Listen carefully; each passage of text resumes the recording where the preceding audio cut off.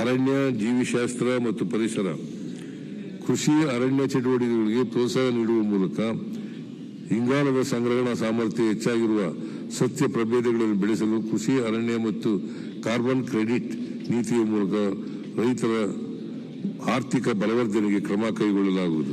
ವಿವಿಧ ಕಾರ್ಯಕ್ರಮದಡಿ ಅರಣ್ಯ ಪ್ರದೇಶದಲ್ಲಿ 28,494 ಹೆಕ್ಟೇರ್ನಲ್ಲಿ 213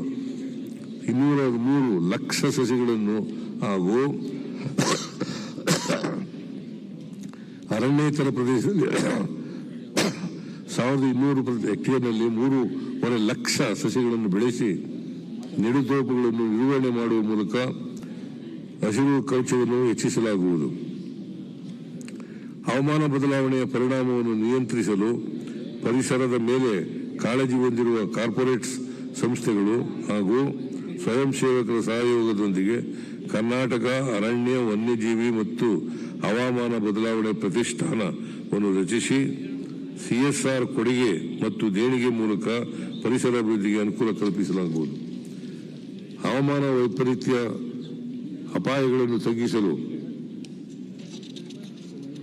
ಮತ್ತು ಸುಸ್ಥಿರ ಅಭಿವೃದ್ಧಿಗೆ ಕರ್ನಾಟಕ ಮತ್ತು ಸಮಗ್ರ ಹವಾಮಾನ ಬದಲಾವಣೆ ಕ್ರಿಯಾ ಯೋಜನೆಯನ್ನು ಪ್ರಸಕ್ತ ಜಾರಿಗೊಳಿಸಲಾಗುವುದು.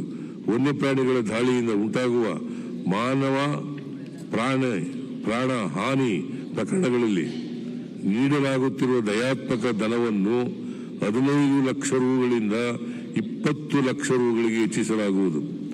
ಕೃಷಿ ಭೂಮಿಯಲ್ಲಿ ಸಾಗುವಾನಿ ಮತ್ತು ಇತರೆ ಬೆಲೆ ಬಾಳುವ ಮರಗಳನ್ನು ಬೆಳೆಸಲು ಉತ್ತೇಜನ ನೀಡಲು ಪ್ರಸ್ತುತ ಇರುವ ಸಾಗಾಣಿಕೆ ನಿಯಮಗಳನ್ನು ಸರಳೀಕರಣಗೊಳಿಸಲಾಗುವುದು.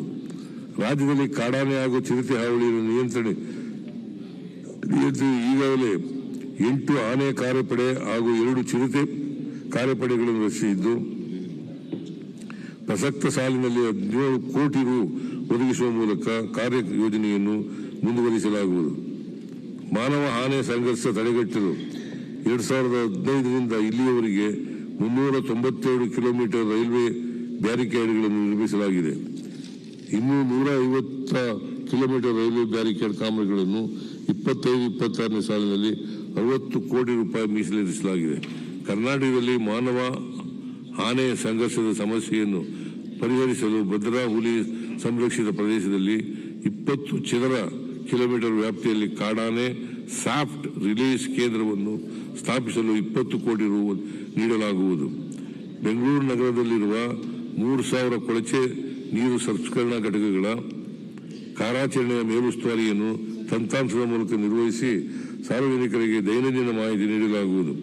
ಕೈಗಾರಿಕೆ ನಿಯಂತ್ರಣ ಅನುಪಾಲನಾ ಹೊರೆಯನ್ನು ಸರಳೀಕರಣಗೊಳಿಸಲು ಸ್ವಯಂ ಪ್ರಮಾಣೀಕರಣ ಮತ್ತು ಮೂಲಕ ಸ್ವಯಂಚಾಲಿತ ಸಮ್ಮತಿ ನವೀಕರಣವನ್ನು ನೀಡಲಾಗುವುದು.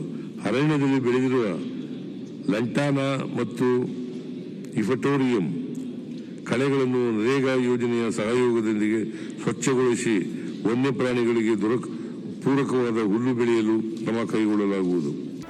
ಜಿ ಕನ್ನಡ ನ್ಯೂಸ್ ಈಗ ನಿಮ್ಮ ಮನೆಯಲ್ಲೇ ನೋಡಿ. ಎಲ್ಲ ಕೇಬಲ್ಗಳಲ್ಲಿ ಈಗ ಲಭ್ಯ.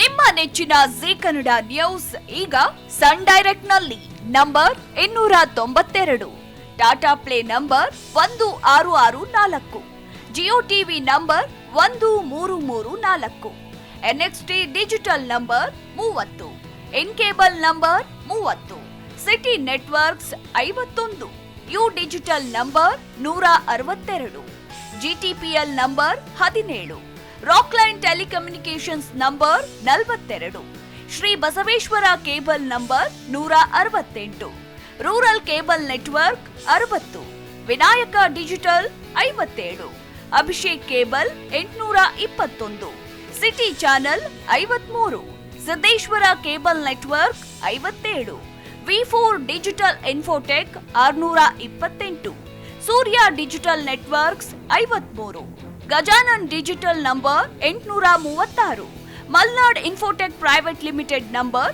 56, Metrocast number 830, Victory digital number 167ರಲ್ಲಿ ನೋಡಿ ಆನಂದಿಸಿ.